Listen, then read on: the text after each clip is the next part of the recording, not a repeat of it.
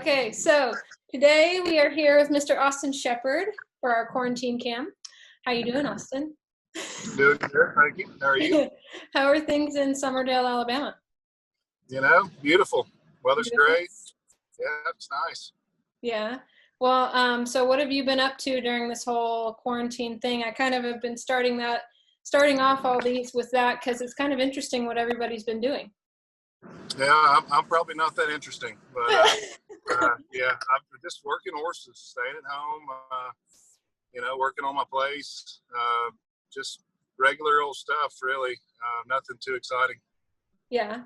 Well, so I kind of wanted to get into a few things that you are interested in other than cutting, because I know that cutting is kind of, the main focus of all of us. But talking about your place, over time you've kind of added to it, and it's been a big, project. Can you tell us about like building it and where it started and all of that?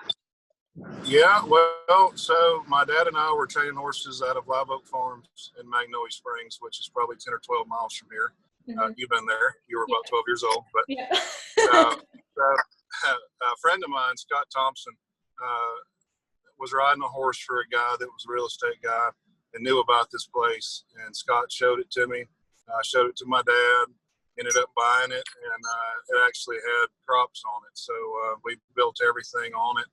And I bought a load of pipe from a friend of Pat Earnhardt's, and Pat's brother actually hauled it down to me. And I just kind of built all my arena, all my stuff, kind of as I could afford to do it.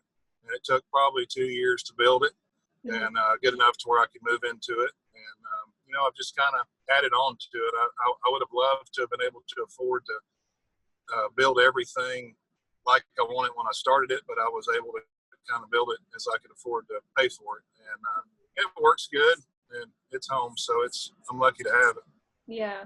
Well, and so like you've been adding on land-wise as well around there, and how much have you gotten together now? Because you and Cade kind of have a little cattle thing going on too, so I want to talk to you about that too. Oh yeah. Well, we started with 40 acres, and I guess we're at about 160 now. Yeah. And there's one more piece that's in front of my house that I've been trying to buy that would kind of have it to where everything around me couldn't be, it couldn't be developed, I guess. And that's my main concern. I'd like to have the land and everything as an investment and as, to run cattle on, but I want to have it to where I don't have any plans of ever moving. Yeah. And so I don't want to look out in front of my house and there'd be a Walmart pretty much. Yeah. Yeah, I understand. Well, so I've been getting a lot of pictures lately and Snapchats of all your cows, and you've got a lot of little babies and stuff right now. Have you guys been enjoying all of that? Oh yeah, and and that's something too that not going to these shows. We've been here to watch all the baby colts, all the baby cows be born. That's been kind of fun. We usually get pictures from the guys that stay at home, but. I've got a little group. They're actually Cade's cows, registered Bramer cows. Okay. And Chris is in that, and so he helped me put them together. And last year was our first year of pure-blooded registered calves that be born. Yeah. So on top of registering 10 or 15 horses every year, we have to do 15 cows. So, but it's been really neat. We've enjoyed it. We like riding out there in the evening and watching them. And of course, Stacy and Kaylee, they're going to take a million pictures of them. Oh yeah, I know. I love all the pictures, and Kaylee's becoming quite the photographer. I love it. She's doing good. Yeah, she's really into it. She's taking some pictures of horses, and she enjoys it. So. Yeah. Well, so what made you guys decide to do that, especially with the registered cows and everything? Like, what got you into that? Just as a probably. One of the things was at the time, I always wanted a cow-calf herd, but, you need a lot of land to do that. And land is so expensive down here that, I can't just put together 500 acres to run a commercial herd. Yeah. But not only are these cool to look at, but they're worth more as you sell them. Yeah. And, going to Chris Thibodeau's through the years, he did a lot of that, registered cows and stuff like that. And we'd always ride out and look at them, and thought it'd be cool to have just a little small herd of those. And So that was an investment I made for Cade. We took some of the money that he won in the past and kind of added to his herd and went through Hudgens, which is kind of the Highbrow Cat of Bramer cows, and got our bull from there. And Senna's trying to do it right, but it's not really a novelty. It's actually a kind of a business if you do it right, which I don't know if I am or not, but I'm trying. You're trying. Well, it looks like a lot of fun, and I love seeing all the little babies. They're definitely I would think the cutest little babies of all the cows, in my opinion. I think they're pretty cute. They are pretty cute, and then they get big enough to run over you, and they're not as cute. But yeah, they're pretty cute. Well, so other than cattle, you have been kind of into racehorses as well, which unfortunately they didn't have the Kentucky Derby. Like everything else, we're kind of just at a standstill. But what kind of got you into that? Well, so my dad was president of the NCHA in the late 80s. I think it was 88 and 89. Back then, president's term was 2 years, where it's just 1 year now. Yeah. And so one of the things that we did every year, we got to do, was to go to the Belmont in New York in June for the third leg of the Triple Crown. Yeah. And we went up there and we took horses, and we did an exhibition every morning. And Kobe Wood and Barbara Schulte, Tom Lyons, James Hooper was up there too. We all did a little exhibition. They had a little pen with some cows, had grandstands that were full every day, and we do a little cutting exhibition. Well, then at the end, Kobe at the time was showing Cash Rio, and he would work Cash last every day, and he put a lead rope around his neck without a bridle, and the crowd just went nuts. But actually, the last day, he let Angel Cordero, who was the top jockey then in the world, work Cash on a cow in front of the crowd, and of course they loved that. I mean, Cash was automatic. I think you could just slap him on the butt and send him to the herd, and he could do it by himself at that point. But and every day we would ride across the racetrack in the post parade and that kind of thing, and ride our horses, and we sat in a box, and I'm not sure. I'm guessing it was Bill Heilebroden's box, who owned Cash Rio. He was a customer of Kobe's. He owned Roswell Sioux, Red, White, and Boone, and he's big into racehorses. He still is. He owned a horse that won a race in the Breeders' Cup last fall, and I'm guessing we sat in his box. But the first year I went, I don't even remember who won, but the next year I was like 11 or 12, just kind of watching, taking it all in. But the next year, the first two races of the year, Sunday Silence won the Derby and the Preakness, and Easy Goer was second. And we got there, and that was the big story. Sunday Silence was up for the Triple Crown, and I liked Easy Goer. I thought he was like the coolest looking horse, whatever. So when Easy Goer beat Sunday Silence for the Triple Crown by like a neck, was probably out of 100,000 people, I was probably the only guy in the whole place that was tickled. I didn't know anything about the Triple Crown. I didn't know it was really a cool horse. Yeah. But that kind of got me hooked. I've kept up with it ever since, and I really enjoy it. I'm not a big reader, but I've read, books about different top trainers, like Bob Baffert and Dwayne Lucas and guys like that, about horses, different farms and stuff. And I really admire how they handle their horses, it's really neat to me that those guys can train horses without getting on them. And I think a lot of it is the way they look at them. I wish earlier in my career I would have paid more attention to how a horse physically was, how a horse's haircut looked, how they were eating, how they just things that you don't do on their back, I mean, back then we didn't inject horses. We didn't, if a horse quit eating, we changed feeds. We didn't think about them having ulcers, and it's just the development of how our business has been. And those guys did that then. Yeah. And so I've learned a lot from watching how they do things. I remember when I was a kid, I was probably 11, 12 years old, and Bill Riddle came through, I guess on the way to a show or something, and he came to work with Dad for a few days. And I got to the barn one morning, and Kelly had mudded, Bill's daughter had put mud on those horses' legs. And she came leading the horse out, and I was like, Dad, what is that on those horses' legs? I mean, what is that stuff, you know? He said, oh, you know, Bill, you know, he's always got to do this and do that. Well, now everybody does it, you know. Yeah. Now in our business, when the vet says, hey, your suspensory's a little sore, you ice them, you mud them, you do this, you do that. I think they've been ahead of the curve on that. So I've enjoyed learning from those trainers, and I could go to a racetrack and watch any race horse. I'd love to spend a day with, you know, one of the top trainers and just watch how they do things, because it interests me. Mm-hmm. Yeah, no, that's really cool. I actually didn't know that it was something that went that far back, because I just knew that you had kind of been going to some of the races recently, and you kind of got into the breeding side of it and everything. And so I thought that was pretty interesting that they had that whole story. I didn't realize that it went back that far. And what races have you been to recently? How many times have you been to the Kentucky Derby? Because it's been several. Yeah, I haven't been to a race in a while just because of our schedule, but we went to the Kentucky Derby probably 4 or 5 times. We'd always go up to the Moments and spend 4 or 5 days, and that was always a lot of fun. You know, since the BI's gotten bigger, we've attended every year. Used to, you know, we may not have gone every year. It's made it a little close for us to go there, and so we've kind of stayed at home. I've never been to the Preakness. I've probably been to the Belmont.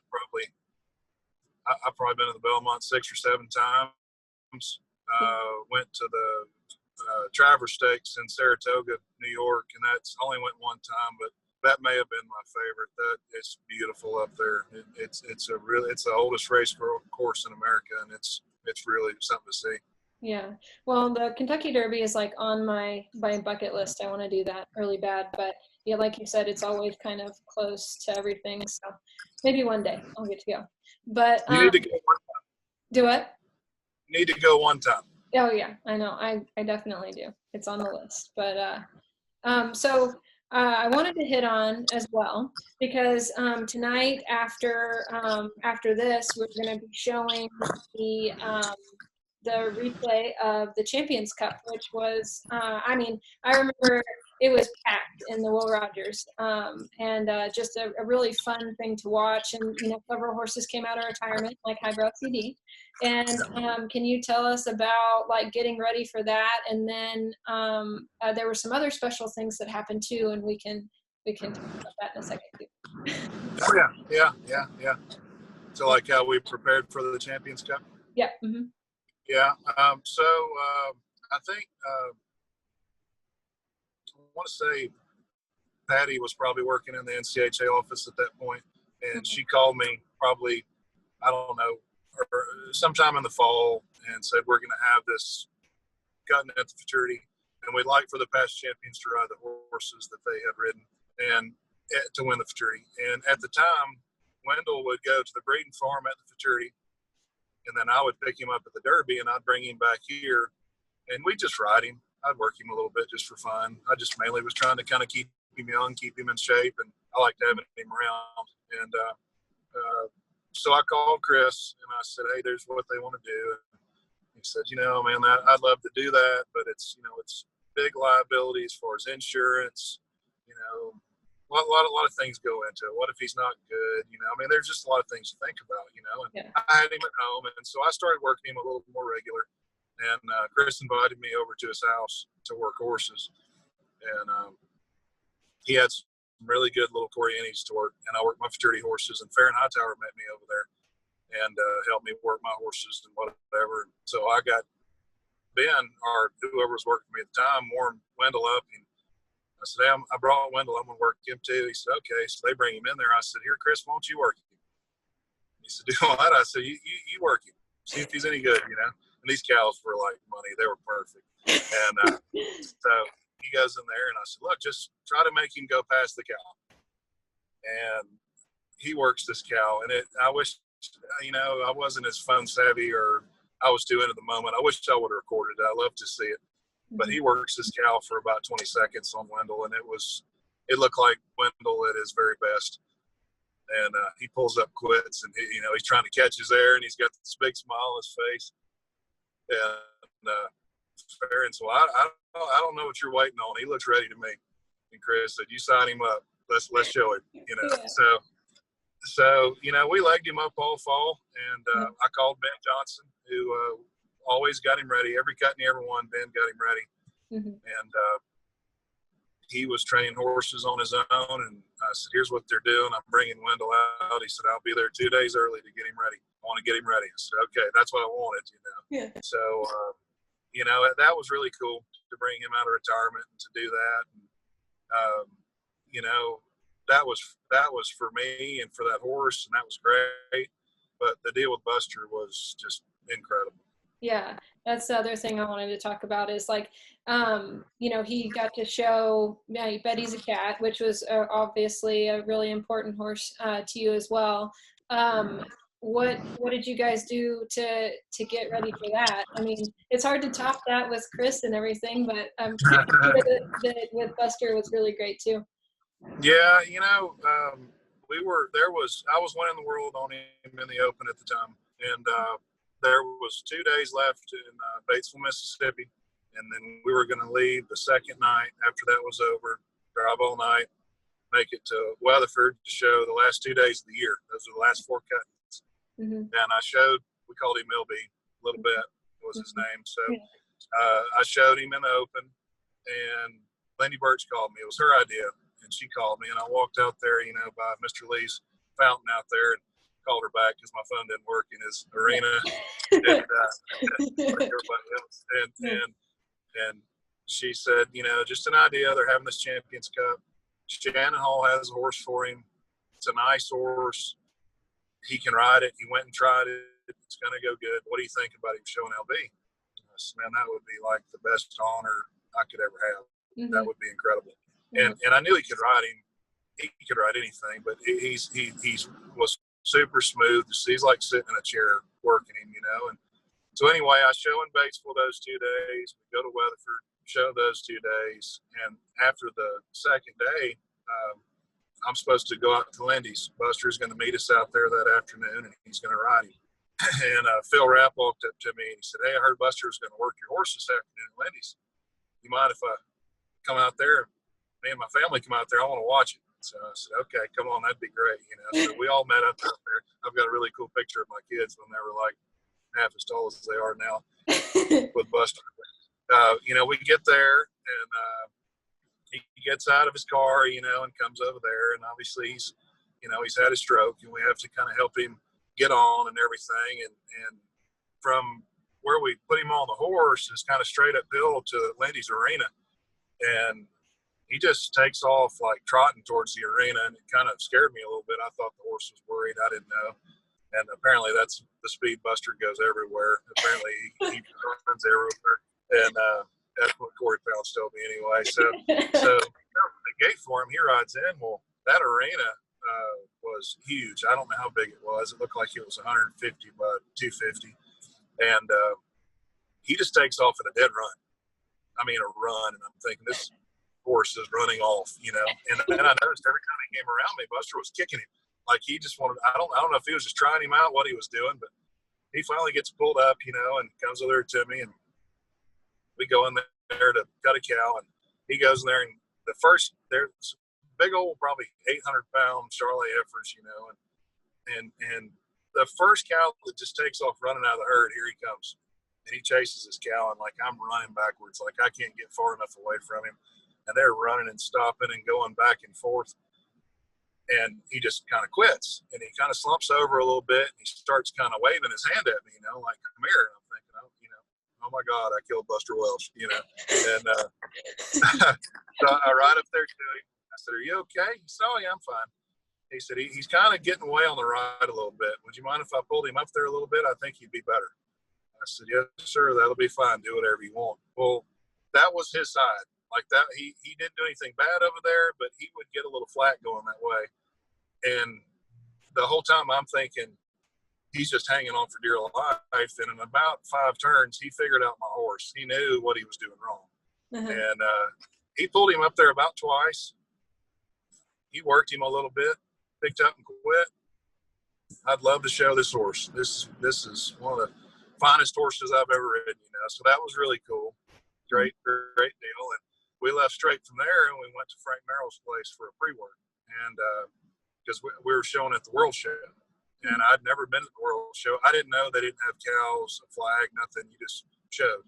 And so I didn't work him that morning, nothing. I just took him straight up there and showed him. And I think I won the go around. I did good. And so I called Buster on the way back down to Frank's, and I said, hey, I marked a 20 whatever on that stud you worked yesterday, and you were the last person to work him. He said, well, I thought I did a pretty good job working him, but I didn't know I did that good a job. But, just the whole time with him, there was always something. Me and Dad went out there. He wanted to practice just one more time before he showed him. Went back to Lindy's, and just any time spent with him is just. You have to enjoy it, and just the day we spent with Buster leading up to the Champions Cup. I took him to do his interviews and stuff for I don't know if you've seen the video they did. They interviewed all the past champions, but. It was on the other side of the exhibit hall, kind of where they used to have the gala silver spur room or somewhere over there. Yeah. And we walked to the exhibit hall, which, like you said, it was packed. And every other person, hey, Buster, how you doing? And he knew their name. He knew their uncle. So he knew them. And that's incredible to me, because I can meet somebody, and 10 seconds later, I don't know their name. I don't listen. I don't know what it is, but that's not all my qualities. And so, we go and do the interview, which was really neat. And we come back to the exhibit hall, and same thing, bumps into everybody, knows everybody. And as we walk out of the exhibit hall, there's a line from the exhibit hall all the way to the door of Coliseum. Mm-hmm. He told me, he said, I want to go sit in my box. I'm tired. I said, okay. So we walk around there where there's all these people. So I called Dave Bryan. I said, look, Buster wants to sit in his box. I know the reason it was backed up is because they wouldn't let anybody in until a particular time. And he said, well, I'll meet you at whatever door. Just come down here and we'll come inside.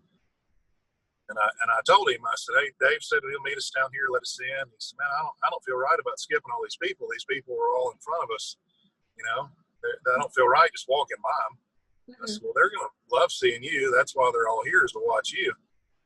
So, well, you say so, but I still don't like it, We're hard-headed about it. So anyway, Dave let us in, and we sat down in his box, which everybody's seen down there where he sits. And it was so neat that night because they were settling cattle, pre-settling the cattle. Bill Riddle was settling them. And to watch all those past Futurity champions, like Gary Bellenfant and Larry Reeder and Leon Harrell and Tom Lyons, and just all those guys, they'd come down there and to watch them talk to Buster was so neat, because it was like me talking to them. Like, you could tell that he was their hero. Yeah. And they just loved seeing him there, and that he was going to show. And, the whole night was just incredible. Mm-hmm. He went down there last and cut those two cows that my dad told him to cut. My dad used to help him when he was showing towards the end of his career. And I couldn't have cut him like he cut him.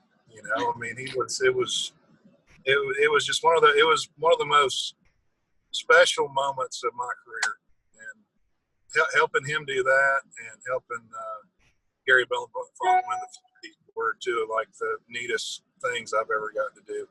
Yeah. Well, I remember. The night was just so amazing. Like it seemed like every run had just something really special to it, and just getting to watch Buster, and it was just, I don't know, I feel like it was just one of the best nights in the Will Rogers ever. So I was really glad that I got to be there.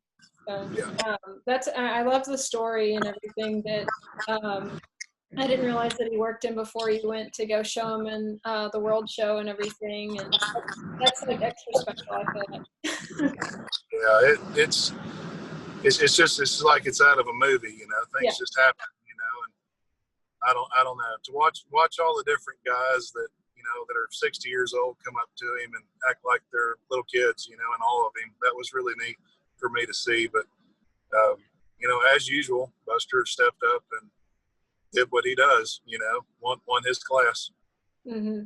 I know at the Futurity after Gary won, and they were all sitting over there talking and everything, and it was so neat. Of course, everybody was taking pictures of them, and your dad was over there too, and it was just kind of a surreal moment. I think anything to do with those guys is pretty surreal when you love a sport, So yeah. Well, they do, and I think Gary Belenfant is he's the Buster Welch of our generation. Yeah. Or at least of a little before right now, but he proved to everybody at the Futurity that he's still relevant. Yeah, I know that, and that's probably another one of my favorite moments in the Will Rogers is him doing that this past Futurity, and like everybody was waiting, and everybody was taking pictures of him, and it was just like the coolest thing. I'm sure he was like, oh my gosh, he went with everybody taking pictures of him, but it was cool. That's just Gary, It's just, I don't know. It was a very neat moment, and I the first go around of the Futurity this year, watching him show that horse, helping him, just the whole thing. Yeah. Everybody knew that was a special horse. I'd never seen the horse work. I'd never seen the horse in person. But last summer at the Derby, which I don't know, I've helped Gary for probably 10 or 12 years now, ever since Pat quit helping him. And, he doesn't say anything about his horses. He doesn't say anything, you sit with some guys and, boy, I've got this great 3-year-old, and this is the best horse I've ever had. That's not Gary. Mm-hmm. But at the Derby last year, I was helping him. And Neil Roger, who gets him out as well, had gotten up to help somebody before him, and it was just he and I sitting in the cow box. And he said, I asked him, I said, well, how are your 3-year-olds? I'd heard through Bob Welch, John Welch's son, who's helping Charlie Israel do his film last year, that he had a really good 2-year-old, or a year before last now. And I was just going to see how that one was doing, and he said, I think he's the best horse I've had since Pepto. Yeah. I really and truly think I could walk him in here today and show him. And he said, it has nothing to do with me. I didn't do anything special training. He's just that kind of horse. He's just a really good horse. And so I was excited about watching the horse. And I know he hadn't got to work him much because he'd been a little sore. But when he got sound enough to go back to work, Gary said, if I can just work him one time and show him, I'll be ready. And he was ready. Yeah. And I mean, talk about nerve-wracking to just like work one time, but yeah, I mean, that first round was just amazing. And I remember you saying was it after the second go? He was like, well, that wasn't nearly as fun as the first go or something like that. Yeah, I mean, walking out from him showing, and first thing he looks up, and I think he marked like a 13 or something. He said, dang. I said, what? I said, that'll make the semis. He said, well, I'm used to having a 215, not a 225. I didn't realize I was going to make it. He said, that wasn't as much fun as the Florell was. Well, yeah. Oh, my goodness. I think everybody was holding their breath during it because they just wanted him to make the semis so bad because they knew, like, the chance that he had to do well and everything. So I know I was holding my breath. So. Oh, yeah. Well, you see a horse like that, it's really neat. When that horse that has that potential to do that has that run like he did in the first go around, and it with 10% of the finals crowd in there, it creates a finals atmosphere. Yeah. Just for that 2.5 minutes, you're like, that horse is going to win. You know, I mean, this is incredible. And whether they mark a 25 or a 22 or whatever, it's very exciting to see that come, that whole situation work out right in front of you. Yeah. Well, so, it's kind of changing, I guess, a little bit, but you've had quite a few like that, like horses going into it that, are super special and obviously have won it twice. I mean, how does it feel going in with one like that? Or does it make you more nervous, or does it make you more confident, or how do you handle that? You're nervous. I mean, if I show an average horse at the Futurity, I'm nervous. Yeah. But, you just want to do right by them. You want to reach their potential, your expectations. you know, you work all year to train that horse for that moment, and you want it to fit. And we've all been in the situation enough times where it didn't fit to know that it can happen real quick. Yeah. And so, you know, you're just trying to kind of cover all your bases and try to do all the little things that make big things. But, you know, I think there's the nerves until you go down there and show and it's your turn. Yeah. But if you've honestly done your job on a really good horse and you've prepared and done everything you can do to prepare, the way I look at it now, at my age, 20 years ago, I probably looked at it different, but I've done all that I can do. And so I'm going to give it everything I've got every day, including that day that I show, to have everything perfect as I can have it. And if it doesn't fit, just give me my 10 minutes and we'll go on. But, you know, it's a terrible feeling to go out on a really good horse. I mean, I've done it. I did it this year. Luckily, I had some luck on another horse that is a very good horse too. But, you know, if you've done all that you can do to get ready for that moment, including that day, then there's no shame in that. But you hate it's a really long futurity until it's over. And it's almost like that Sunday morning, or I guess now Monday morning, you know, then you just want to get to the first cut and you can get to go show them. Yeah. Well, so futurity moments. What would you say your favorite futurity moment has been on your horses? I mean, obviously you won twice, but was there something else that stood out other than that? Well, I mean, obviously watching Cade win the non-pro was incredible. Yeah. You know, Kaylee had a really nice run in the first go of the futurity this year in the limited. That was a lot of fun. Yeah. Stacy making the futurity finals. I mean, obvious moments about me. I'll tell you a really neat run that I saw, and it was a long time ago, and most people won't remember it. And I regretted not mentioning it for the first time y'all interviewed me. Maybe it was before the Champions Cup, or maybe, I don't know, a few years ago y'all did an interview about futurity champions, I think, and they played it during the futurity. Yeah. And so probably, I don't know, Stacy and I were still dating, so late 90s, Gail Borland, everybody called him Droppy. He was a really good friend of my dad's, Shorty Freeman, different people in our business, and was a great horse trainer and great guy. He used to come down here and stay at Martin Sharon's in the summertime in Florida, pretty close to us, and he'd come over and work with my dad. And I just thought he was the coolest guy. I mean, he was an old school cowboy. You know, him and Shorty Freeman were best friends. Yeah. And I mean, you know, the whole thing, you know, tall, skinny guy, smoked cigarettes, wore a cowboy hat and a starch shirt every day, you know. And I just thought he was the coolest guy, you know, and I loved him. And he was very special to me. And so probably it was a year Mike Mowry won, and I don't know what year that was, but he was eat up with cancer. He was dying. And he trained a horse for his daughter, Renee Carter, who's married to Ellison Carter, the order buyer there in Texas. And they had to help him onto his horse for the finals. He was that weak. He died right after the futurity. And I just thought that was one of the most, and I don't maybe remember how he did. I mean, me and Stacy were sitting up in the nosebleed section, you know, watching the futurity finals. But I just thought that was the coolest thing, you know, like, and I think Renee made the non-pro finals. It was on a stylish oak gelding, but I thought that was one of the coolest. I mean, it's like something out of a movie. Yeah. You know, they literally had to go help him, like pick him up and put him on his horse.